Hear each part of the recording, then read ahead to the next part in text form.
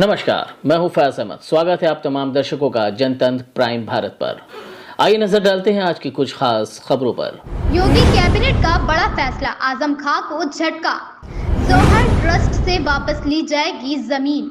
मुख्यमंत्री योगी आदित्यनाथ की अध्यक्षता में मंगलवार को हुई कैबिनेट बैठक में कई अहम प्रस्तावों को हरी झंडी दिखा दी गई। इनमें सबसे अहम निर्णय रामपुर में मौलाना मोहम्मद जौहर ट्रस्ट को माध्यमिक शिक्षा विभाग की लीज पर दी गई मुर्तजा उच्चतर माध्यमिक विद्यालय के भवन व भूमि को वापस लेने से संबंधित रहा।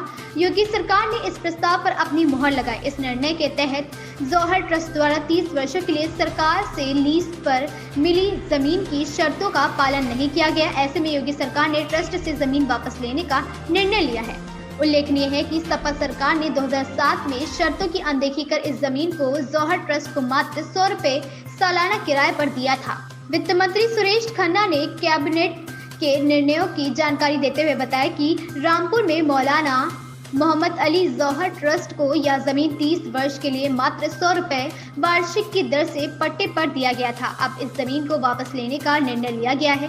जौहर ट्रस्ट को दी गई भूमि से संबंधित पट्टा विलेख की शर्तों के उल्लंघन के संबंध में जिलाधिकारी रामपुर ने 4 सदस्यीय जांच समिति गठित की थी।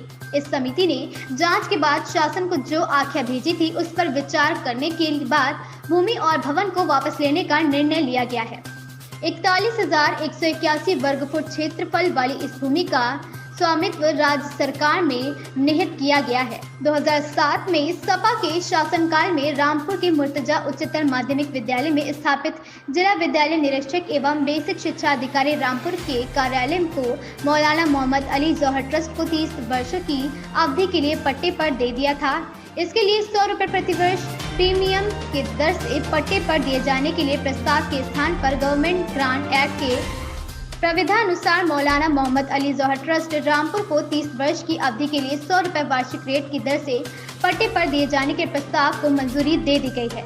उत्तर प्रदेश में विदेश निवेश को आकर्षित करने के लिए योगी सरकार ने फॉरेन डायरेक्ट इन्वेस्टमेंट पॉलिसी को मंजूरी दे दी है। इसके तहत लैंड परचेज, स्टॉक ड्यूटी और कैपिटल इन्वेस्टमेंट में छूट मिलेगी। साथ ही एफडीआई के माध्यम से यदि कोई उद्यम प्रदेश के युवाओं को ट्रेंड करता है तो उस पर भी उसे सरकार विशेष प्रोत्साहन प्रदान करेगी। वित्त मंत्री सुरेश खन्ना ने बताया कि एफडीआई के माध्यम से उत्तर प्रदेश में जो निवेश आता था वो बहुत कम था।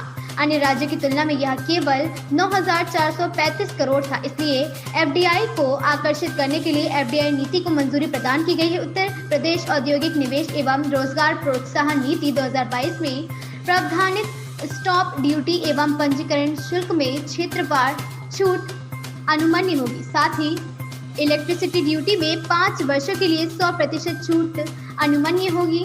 योजना के तहत उत्तर प्रदेश सरकार 5 वर्ष की अवधि में प्रति व्यक्ति प्रतिमाह 25,000 की सीमा तक अधिकतम 500 व्यक्तियों को प्रशिक्षित करने की लागत की पूर्ति करेगी। इस पर सरकार 15 करोड़ रुपए खर्च करेगी।